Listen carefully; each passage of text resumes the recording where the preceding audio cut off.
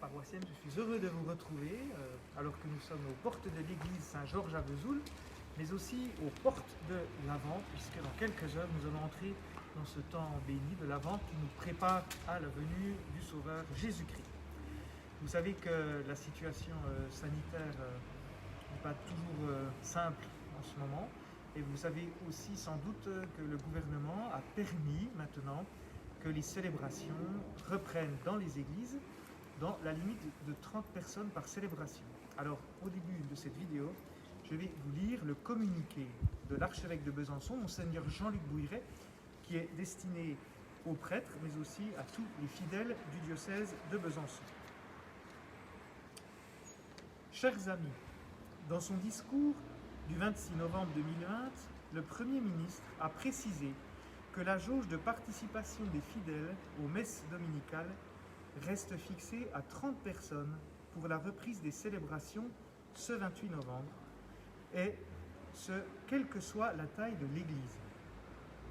Je comprends et partage les nombreuses réactions d'incompréhension et de consternation que suscite cette mesure.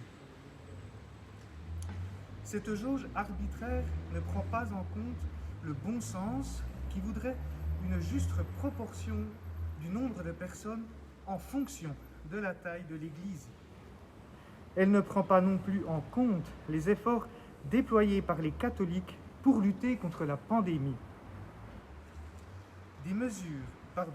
Dès que les mesures sanitaires ont été rendues obligatoires, nous les avons scrupuleusement respectées. Toute la conférence des évêques de France, qu'on appelle la CEF, nous jugeons la jauge à 30 personnes irréaliste et inapplicable en l'état. Toutefois, nous respecterons au mieux cette jauge qui nous est imposée en veillant, comme nous l'avons toujours fait, à ce que les règles sanitaires soient strictement observées. Dans notre diocèse, je souhaite que les célébrations eucharistiques paroissiales soient célébrées. Cependant, notre rôle n'est pas de sélectionner les fidèles qui auront ou non le droit de participer aux offices, ni de les compter à l'entrée des églises, où nous vous conseillons vivement d'indiquer clairement la jauge de 30 personnes via un affichage bien visible. Nous pouvons laisser ouvertes les portes de nos églises lors des célébrations. Chaque fidèle pourra lire la consigne imposée de participation aux célébrations. Chacun assumera sa responsabilité. J'ai écrit au préfet du Doubs et de la Haute-Saône pour exprimer mon fort étonnement et mon incompréhension devant une telle décision prise sans concertation réelle. Dans sa dernière lettre aux évêques de France, Monseigneur Éric de Moulin-Beaufort nous informe qu'un recours en référé liberté sera déposé ce vendredi matin. D'autre part, un rendez-vous est prévu avec le Premier ministre ce dimanche à 18h avec la présidence de la Conférence des évêques, 2 autres évêques et le secrétaire général de la Conférence des évêques de France. Nous attendons de cette concertation une réelle prise en compte de la demande d'une jauge proportionnée à la taille des églises. Nous vivrons ce premier temps de l'Avent, ce dimanche, dans l'espérance de la venue du Sauveur. Nous nous tournons avec détermination vers celui qui vient. Il est le salut pour toute l'humanité. Nous n'oublions pas tous ceux qui sont atteints par la pandémie, tous ceux qui sont au service de la lutte contre ce virus et tous ceux qui nous permettent de vivre au mieux cette période bouleversée. Chers amis, je vous assure de ma prière, de ma proximité et de mon soutien en ce temps d'épreuve, bien fraternellement, donné à Besançon le 27 novembre 2020, donc hier, Jean-Luc Bouilleret, archevêque de Besançon. Voici donc ce communiqué que je ne commenterai pas davantage. Je dis bien évidemment tout mon accord avec notre archevêque, donc je n'oserai pas le résumer, mais retenons simplement bien que l'Église maintenant est ouverte, nos églises sont ouvertes, que les célébrations reprennent, et j'insiste sur le maintien de toutes les conditions sanitaires qui sont imposées et leur respect, Et puis, comme l'a dit l'archevêque, nous ne comptons pas, voilà, c'est pas notre rôle de compter, et encore moins de refuser la venue des fidèles dans les églises, soit en visite, soit lors d'une Eucharistie, d'un baptême, d'un mariage. Et laissons simplement résonner la parole du Christ, dont on attend la venue. Eh bien, venez à moi, voilà, vous tous qui peinez sous le poids du fardeau. Entrons maintenant dans cette église.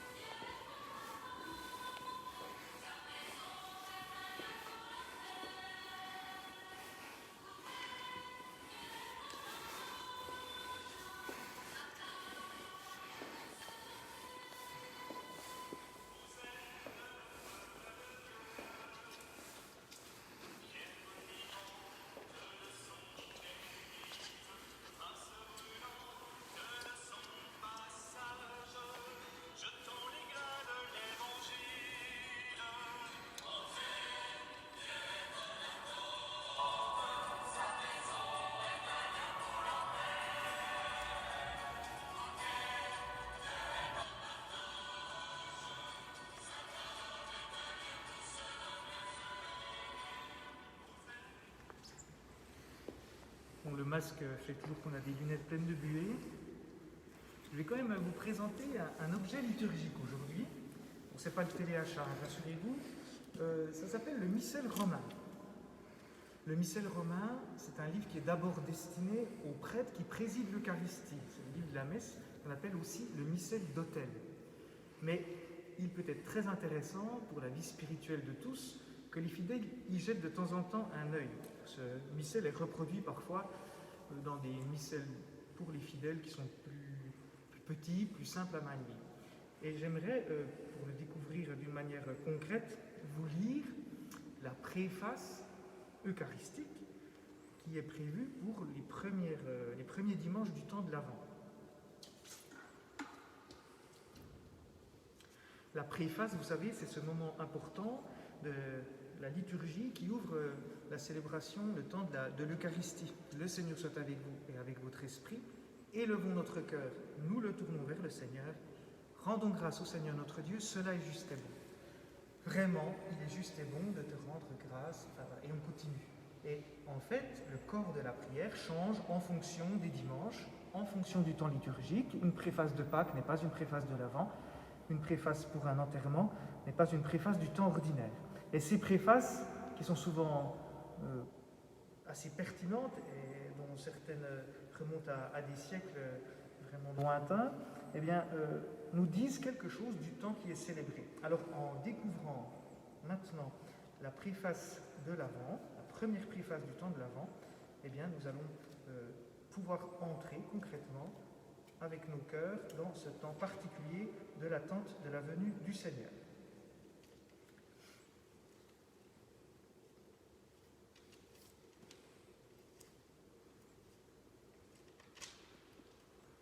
Alors évidemment, j'ai perdu la page.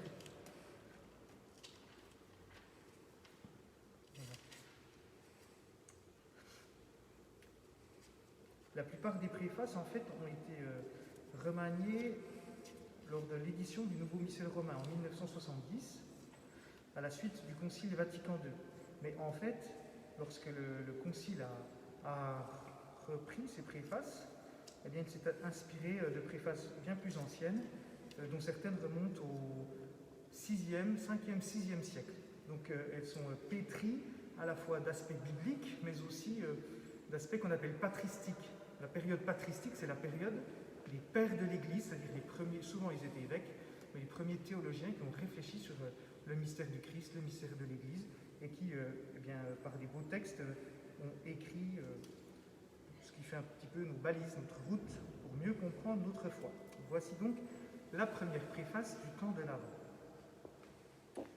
Vraiment, il est juste et bon de te rendre gloire, de t'offrir notre action de grâce, toujours et en tout lieu, à toi, Père très saint, Dieu éternel et tout-puissant, par le Christ notre Seigneur. Et on parle du Christ en disant, car il est déjà venu en prenant la condition des hommes pour accomplir l'éternel dessein de ton amour, on s'adresse au Père, et nous ouvrir le chemin du salut.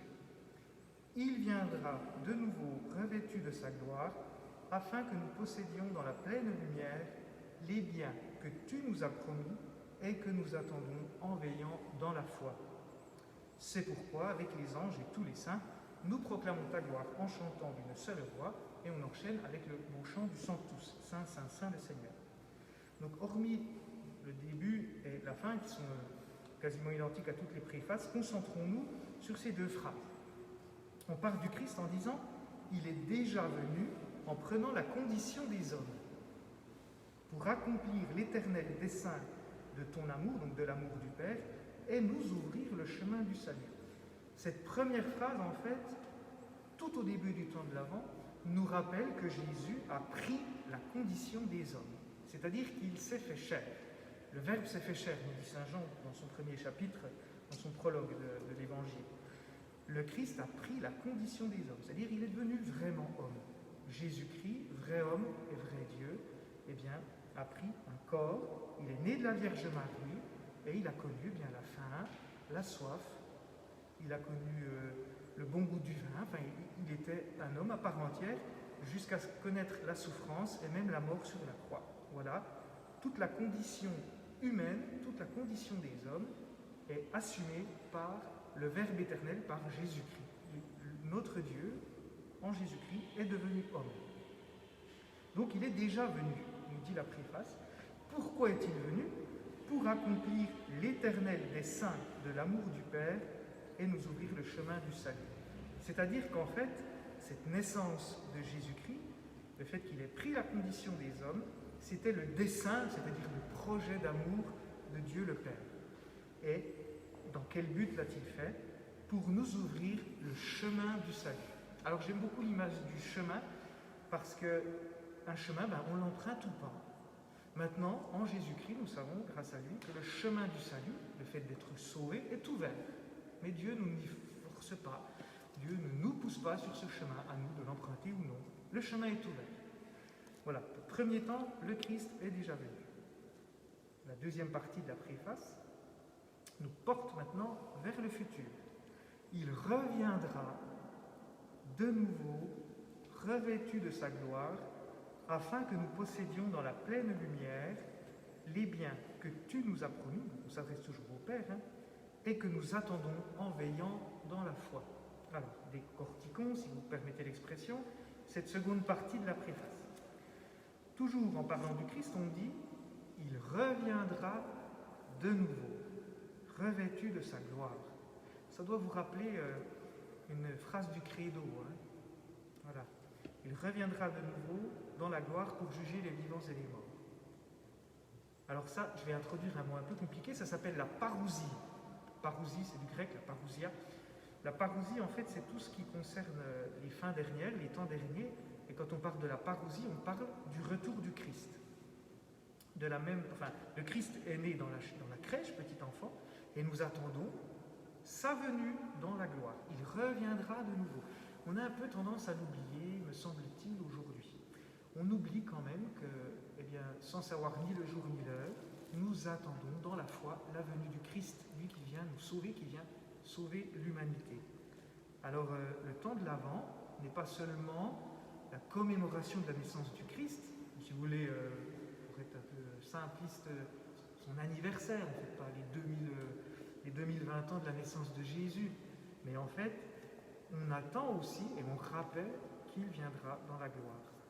Et je continue, il viendra de nouveau revêtu de sa gloire, et là encore on indique le but de sa venue, de sa deuxième venue, afin que nous possédions dans la pleine lumière les biens que tu nous as promis et que nous attendons en veillant dans la foi.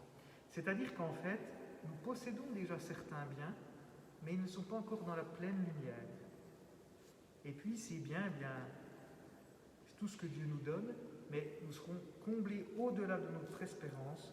Et la préface se termine avec cette invitation, ces biens que tu nous as promis, notamment le bien de la vie éternelle, et que nous attendons en veillant dans la foi. Eh bien, frères et sœurs, chers paroissiens, paroissiennes, je vous souhaite pour ce temps de l'Avent de veiller dans la foi, de nous mettre déjà dans ce projet de lumière et de chemin de salut éternel que le Père veut par son Fils. Nous allons maintenant écouter l'évangile de ce dimanche.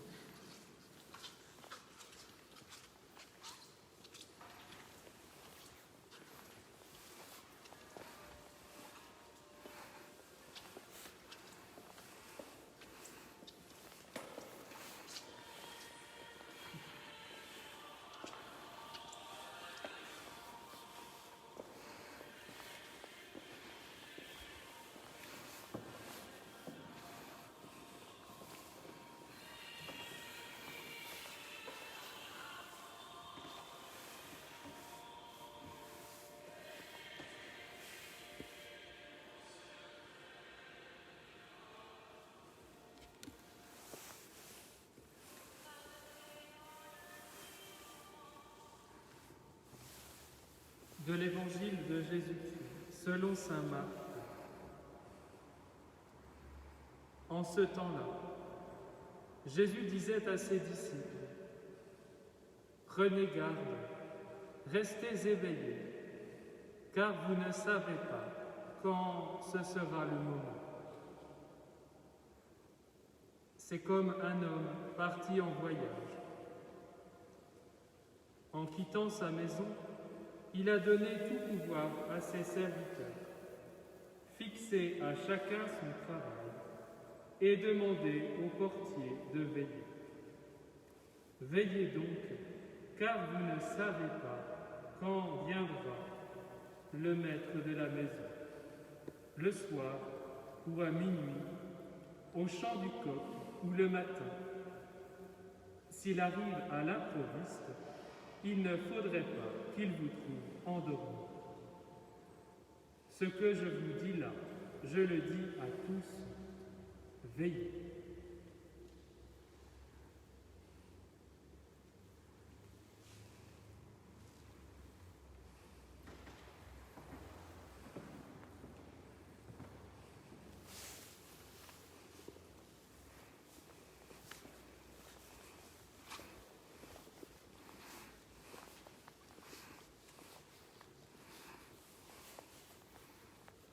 Sur notre chemin d'avant, ce chemin de veille, nous allons croiser différentes figures, des figures qui nous sont familières, la figure du prophète Isaïe, la figure de Jean le Baptiste, et puis aussi la figure de Marie, la mère de Jésus. Marie, c'est elle qui, pendant tout ce temps de l'Avent, porte en elle Jésus, en son ventre, elle porte le Verbe de Dieu qui s'est fait homme. Et alors, c'est ce beau mystère pour nous, et nous sommes invités à être un peu comme la Vierge Marie, c'est-à-dire à accueillir la parole de Dieu et à la laisser grandir en nous pour qu'elle prenne de la place et enfanter dans le monde, nous aussi, le Christ. Alors nous ne l'enfantons pas comme Marie, mais nous l'enfantons par notre comportement. Nous l'enfantons par notre façon d'être, notre façon d'agir, notre attention à ceux qui nous entourent. Et vous savez que dans ce temps de l'Avent, il y a une fête toute particulière qui tombe tous les ans en l'Avent, et une fête encore plus particulière pour notre diocèse, qui est la fête du 8 décembre, la fête de l'Immaculée Conception. Depuis 1643, le diocèse de Besançon est consacré à l'Immaculée Conception de la Vierge Marie. Et notre archevêque, au cours du printemps, a renouvelé cette consécration de notre diocèse à l'Immaculée Conception de la Vierge Marie. Le 8 décembre, c'est dans 9 jours, à partir de lundi, et c'est l'occasion pour nous de faire une neuvaine. Une neuvaine, c'est prier pendant 9 jours, avant un moment important, pour essayer d'habiter et d'habiter cette venue d'une fête. Alors on sait que c'est toujours le 8 décembre, mais on peut s'y préparer notre cœur pour que ce soit une grande joie. Et il y a une proposition sur le site stpmarie.com, pour s'inscrire et recevoir chaque jour une prière de neuvaine. et ainsi se trouver en communion avec des catholiques du monde entier qui vont prier Marie et se préparer à fêter cette grande fête. Dans l'Immaculée Conception de la Vierge Marie, eh bien, nous célébrons celle qui est conçue sans péché pour pouvoir dire ce oui entier et plénier à Dieu. Alors voilà Marie qui va comme nous accompagner pendant tout ce temps de l'Avent. Et puis, ce lundi, 30 novembre, le début de notre neuvaine, sera aussi pour nous l'occasion d'une fête. Cette fois-ci, la fête de l'apôtre Saint-André. Et dans notre église Saint-Georges, le premier tableau qui est à l'entrée du chœur à gauche représente Saint-André. On reconnaît facilement Saint-André, puisque Saint-André est toujours représenté avec l'instrument de son martyre, cette croix en X, qui permet de le reconnaître facilement. Alors, vous savez qu'il y a 12 apôtres, et alors il y a certains qu'on connaît plus ou moins bien. On connaît moins Saint Nathanaël ou Saint Jude. Mais Saint André, lui, on le connaît bien parce que c'est le frère de Simon-Pierre. Et la tradition l'appelle le protokalouménos. C'est du grec, encore une fois, comme la parousie. Et le protokalouménos, ça veut dire le premier qui a été appelé par le Christ. Dans l'évangile selon saint Jean, on nous rapporte que André est la première personne que Jésus-Christ appelle à le suivre. Et André ne garde pas pour lui cet appel du Christ. Il va voir son frère et l'invite à partir à la suite du Christ. Et cette figure de celui qui reçoit l'appel et qui le communique autour de lui, eh bien, est pour nous une belle invitation. Et puis après la mort de Jésus, eh bien, les apôtres vont se répartir dans le monde entier pour annoncer cette bonne nouvelle. Et l'apôtre André, lui, va aller du côté de la Turquie actuelle. Et il est donc, pour les orthodoxes, eh bien, le fondateur du patriarcat de Constantinople. Vous savez que le patriarcat de Constantinople est un partenaire dans le dialogue œcuménique important avec l'Église catholique. Alors ce sera pour nous aussi l'occasion d'avoir une pensée pour nos frères orthodoxes, pour lesquels ce 30 novembre sera une grande fête. Alors en compagnie de tous ces saints, de Marie, de Saint-André, eh bien, je vous souhaite à mon tour un bel avant, une belle marche vers Noël.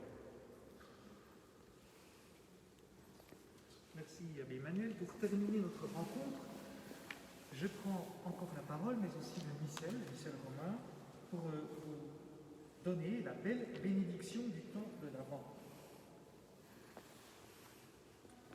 Le Seigneur soit avec vous.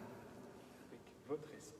Vous croyez que le Fils de Dieu est venu dans ce monde et vous attendez le jour où il viendra de nouveau, à la clarté de cette lumière qui lève, que Dieu son Père vous guide en toutes vos démarches et qu'il multiplie sur vous ses bénédictions. Amen. Qu'il rende ferme votre foi, joyeuse votre espérance et constante votre charité. Amen. La venue du Rédempteur, pauvre parmi les pauvres, est déjà pour vous une grande joie. Quand il apparaîtra dans toute sa gloire, qu'il vous ouvre le bonheur sans fin. Amen. Amen. Et que Dieu Tout-Puissant vous bénisse, le Père, le Fils et le Saint-Esprit. Amen. Bon temps de l'Avent. À bientôt.